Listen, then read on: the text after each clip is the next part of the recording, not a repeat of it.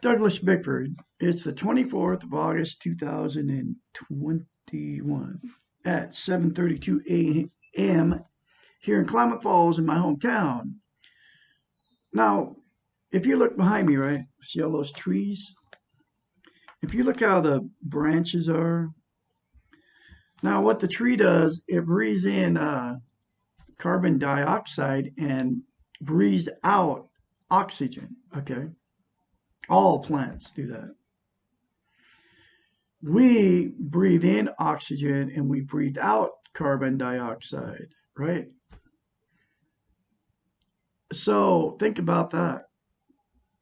The tree gives us life from exhaling oxygen, and then we give it life breathing out carbon dioxide, which it breathes. Okay. Okay, we're all connected. We're connected to the trees. I was made like that on purpose. Think about it. And if you look at the tree limbs and you look inside your lungs, if you look at an x-ray of your lungs, the lungs have all the little things going through it that are taking the oxygen out of the air that we breathe in. Taking the oxygen and putting it in our bloodstream. Okay. It looks just like a tree inside your body if you look at an x-ray of your lungs. More proof we're all connected. Okay. But I had to throw that in there because behind me is these big, beautiful trees, and right behind me in front of my house, 3 huge trees. Okay. Like 100 feet tall, or probably 75 feet tall. And all the little birds and everything live in all the trees all around me. And this is all over the planet. It's not just in Klamath Falls, Oregon, which is my hometown. Anyway, that's not why I'm making this video. But it's just more proof we're all connected to the trees and into this little cat right here. This is Bubble. Say hi, Bubble.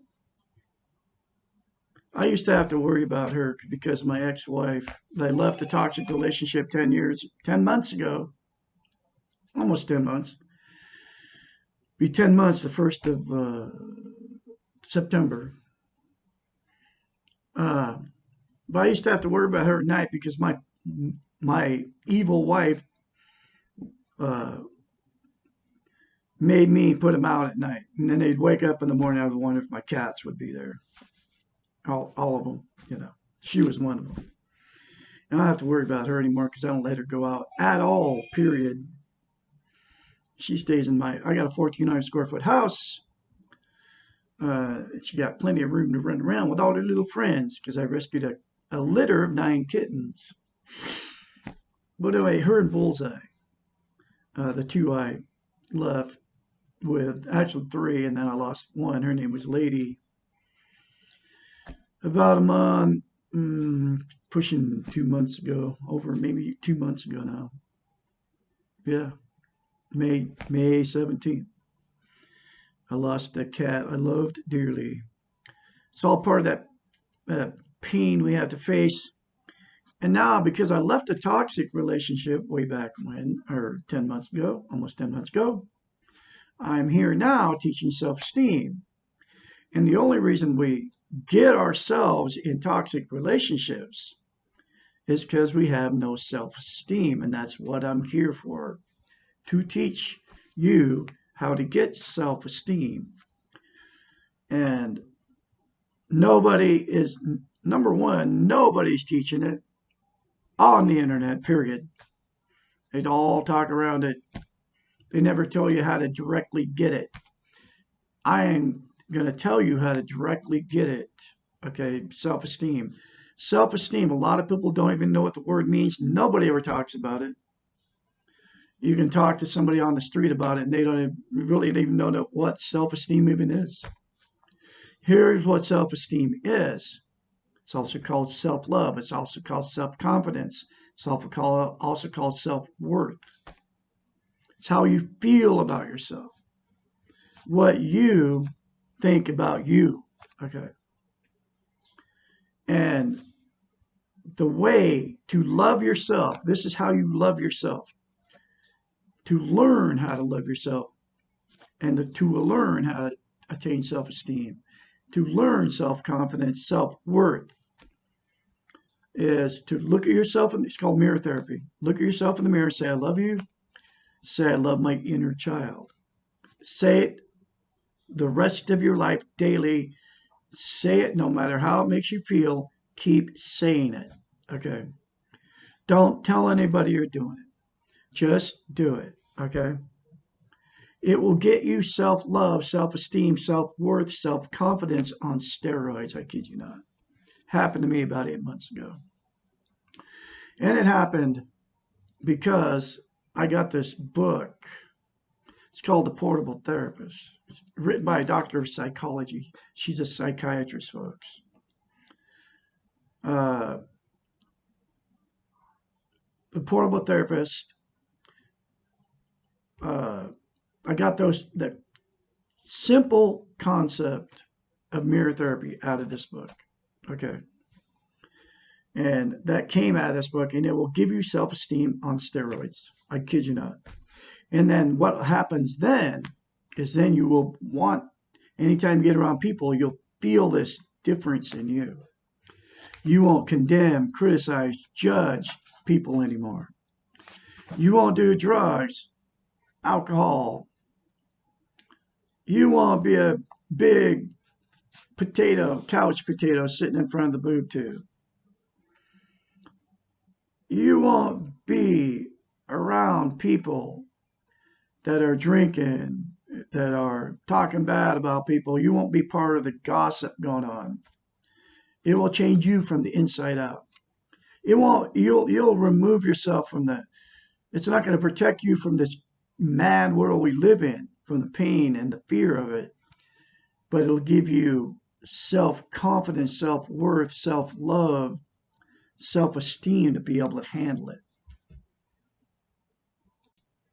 If you do it, okay? And if you don't tell anybody you're doing it, because they're going to criticize you, and you won't do it because they criticize you, because you don't have enough self-esteem to stick up for yourself.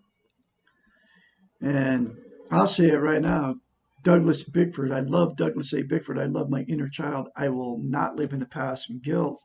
I will not live in the future in anxiety. I will live in the moment. That's all we have is right now. You say those three things to yourself in the mirror every day and don't stop. You won't even drink coffee anymore, because caffeine is a stimulant. Okay. If you're 99.99% of the population of the world drink some form of caffeine every day. And a lot of people drink 2 pots of coffee a day. And it's it's a stimulant. It's classified as a drug. And they've duped us, everybody. They dump it in friggin' soda pop, okay? Powdered caffeine. Think about that. All the children that drink soda pop, people, oh, Pepsi, Coke, it doesn't matter what it is. Mountain Dew, they throw caffeine in it. All right. And they got everybody addicted to caffeine now for a reason, just like they addicted everybody to tobacco. Nicotine, they addicted everybody to that because they all make money off of it. And then the doctor bills because of caffeine and nicotine then they make more money. Okay. Because all these preventable diseases come from caffeine and nicotine. And then you throw in alcohol, and now you throw in pot, then you throw in prescription pills. And then they give you a pill that is supposed to cure you of this, stop all the side effects from the caffeine and the nicotine and all the stuff that comes from all that stuff, right? Then the pill kills you. Any prescription pill, doesn't matter. Pfizer, they're all making money off of us, okay? And they're making money off killing us.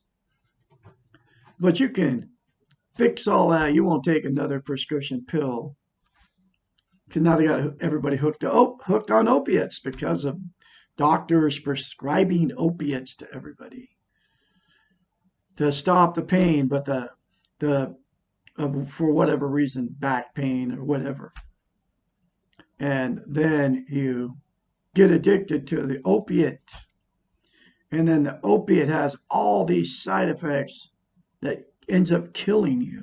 Okay. You hear it in the commercials on TV. All right. Anyway, I could go on and on about how they do it to us. But this next chapter, I'm going through the book, chapter at a time. And this is Douglas Bickford. I can be your mentor when your change starts happening for you.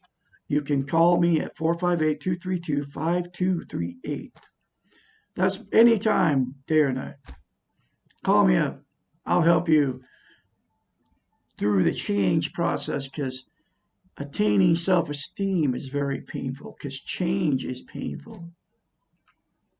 You will end up removing yourself from toxic relationships because once you attain self-esteem, self-worth, self-love, self-confidence, it'll give you the strength to not be abused anymore.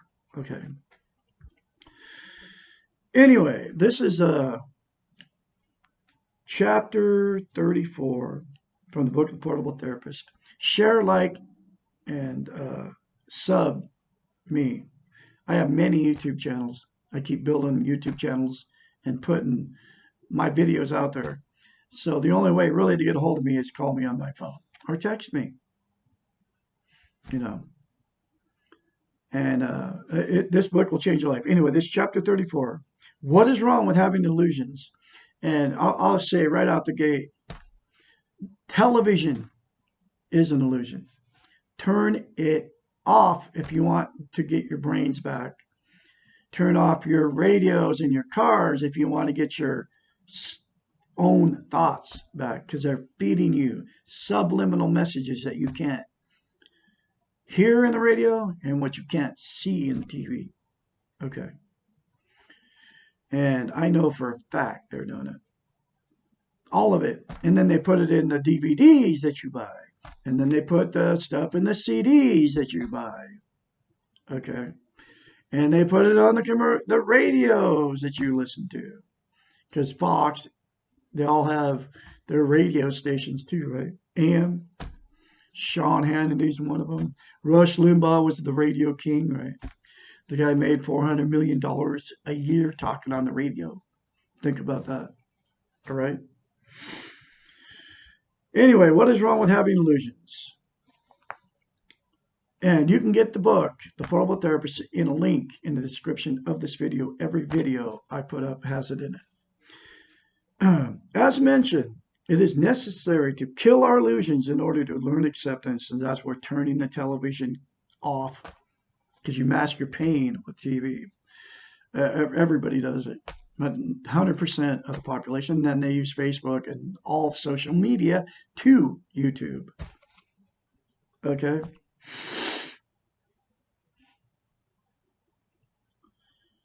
Why?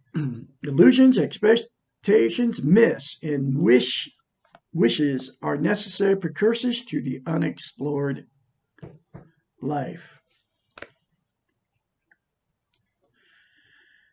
They are often used to prevent the reality of life from causing pain. Okay. You know how it is. You turn the television off, and it takes you out of the reality of life. Okay. They frequently serve to keep us from living in the moment. They seem innocuous, but they often prevent us from experiencing our lives, our feelings. They seem innocent enough, right? This is what they created the television for, folks. I kid you not. They seem innocent enough, but they often prevent us from experiencing our lives, our feelings, pleasant and painful. We tend to use them to buffer, to defend, to change the moment. When utilized in this manner, their cost is too high. They may well keep out the pain for a while, but while doing so, they also anesthetize us from living. When we use illusions to defend us from pain, we're using them as drugs. We're no longer wide awake, alert, responsible, and aware of ourselves in the moment. We are no longer in control of ourselves. By definition, illusions are fantasies. They do not represent the reality of our lives. They frequently represent unattainable goals. And you all know what I'm talking about. The beautiful cars you see in the car commercials and the beautiful woman that's in the beautiful car. And then the car's like $80,000. They waste our valuable time, and they stop us from getting down to the real business of living. If we spend our lives fantasizing about what we want but do not have, we have less time to enjoy what we do have. And you all know what I'm talking about here. Our Western model does not teach us to enjoy the moment. Instead, we are trained, I call it brainwashing, to focus on where we have been, the past, or where we are going, the future. There is no place in the here and the now for illusions. This is powerful stuff, folks. You got to get this book. You got to read it. You have to continue to watch me. I'm going through it chapter at a time. Just as we must accept ourselves in order to know ourselves, so we must explore ourselves.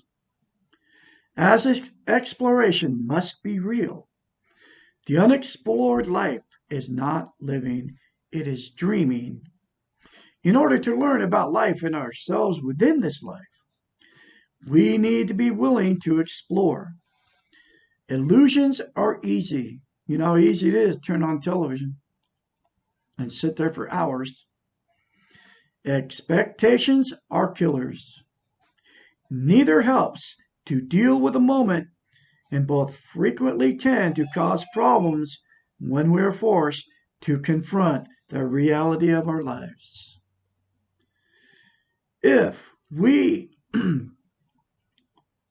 if we have the illusion that everything will be better when X occurs, then we will sit around and passively wait for X to occur, or we will focus all our energies into forcing X to occur. And if it does not occur, we frequently find that we are no better off than before.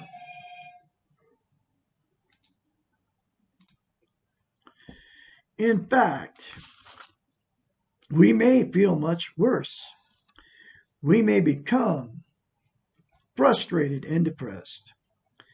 Illusions tend to produce passive behaviors or unrealistic need to control things that are out of our control.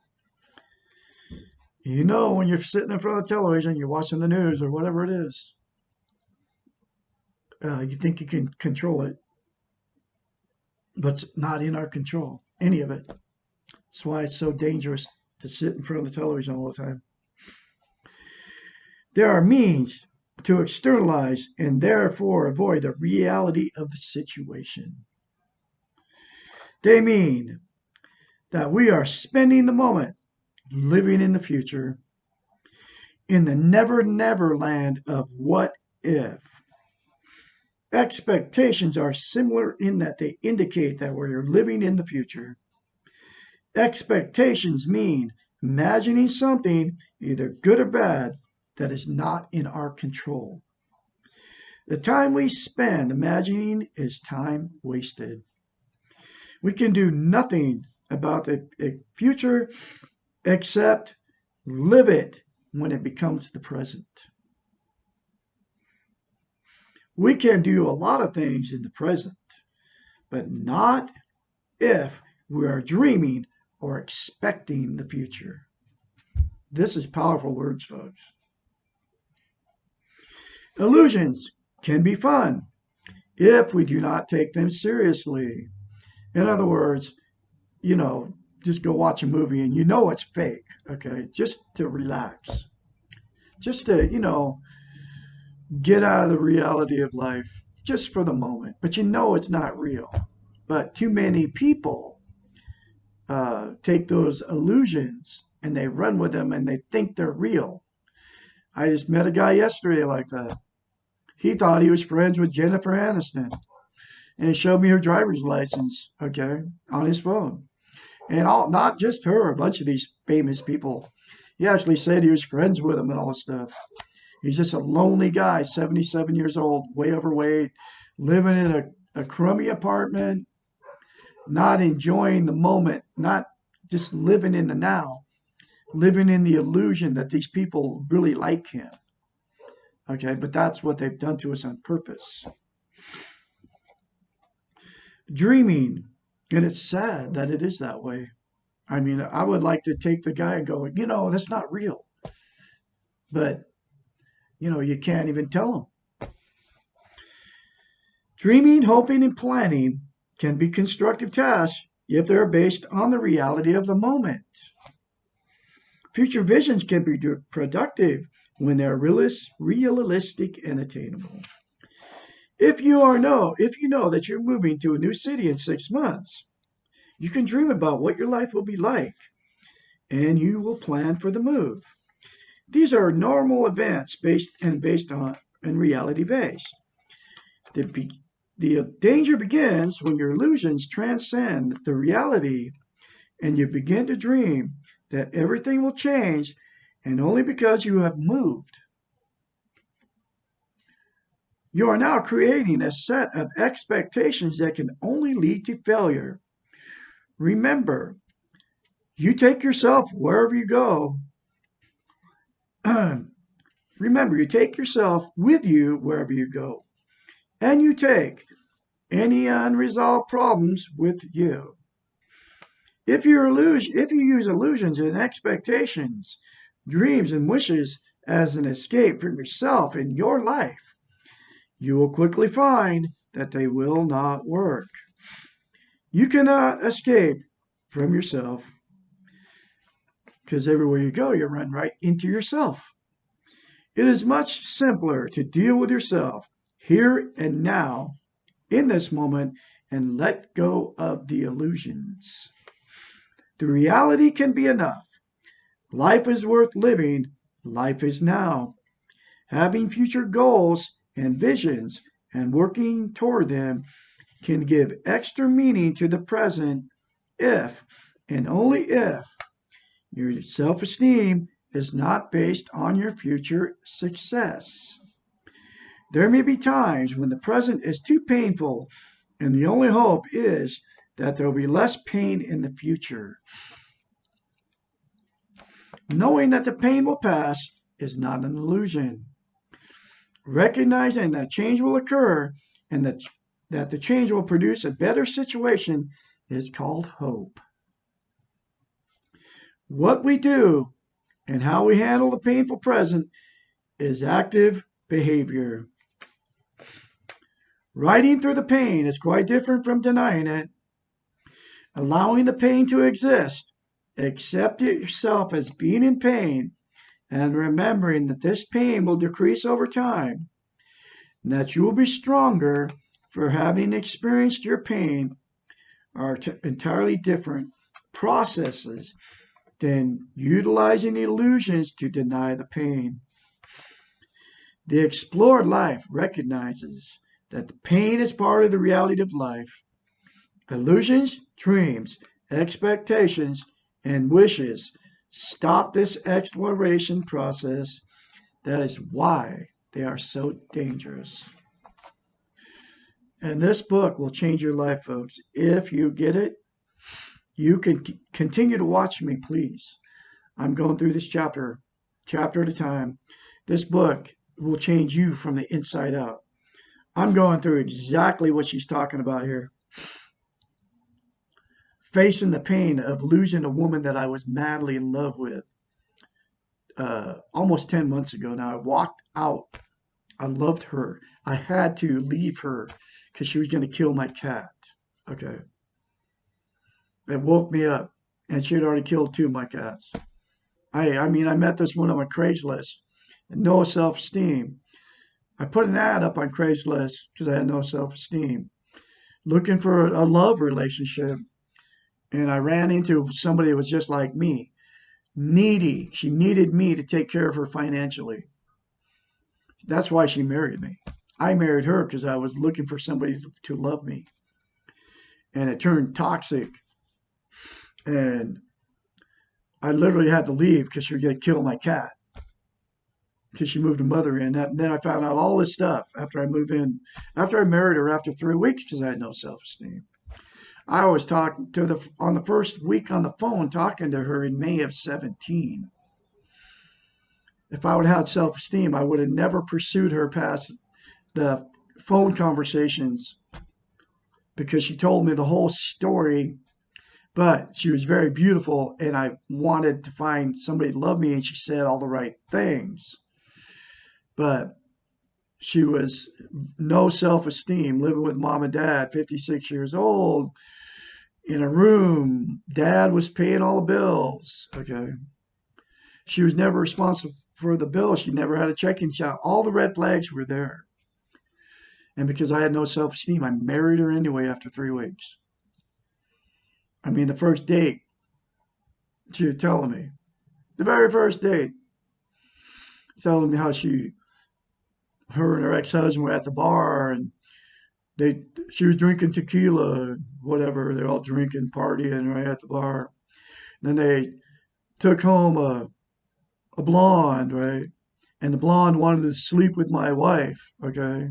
I mean, yeah, my wife that I married. She told me the story the first date. And then she told me how she bragged about how the woman wanted to be with her and not her husband, okay?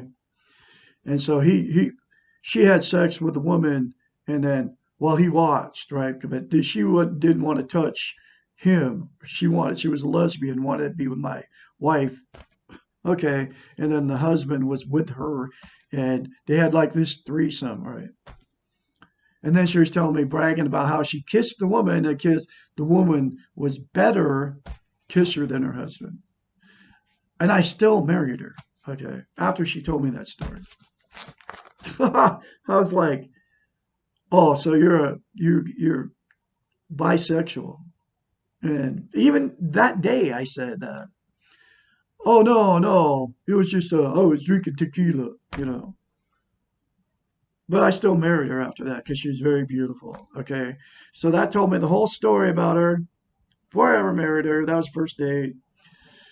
Because I had no self-esteem, I still pursued her, and it turned out she had been doing that kind of stuff her whole life. And with her husband, she was married to that guy for 15 years. And they separated because he started cheating on her, right? Probably with one of the women that they had, took from the bar to go have sex with or whatever. But she was in denial of all her past sexual abuse as a child, and that's why she was like that. But anyway, that's what you get yourself into with no self-esteem. And the mirror therapy will get you self-esteem. Get the book, read it, every chapter, watch me. And this is all the pain I have to face. Okay. Stuck with her 3.5 years, and I fell in love with her because, you know, because you get like addicted and you can't leave that person in these toxic relationships. And I'm talking to millions of you out there. You can break free from it. You can get away from it. All that mess. Okay. Anyway, I'll have more later for you. Another chapter tomorrow. And you all have a great day out there. Get in touch. I'll tell you my number one more time, 458-232-5238. Y'all have a great day out there.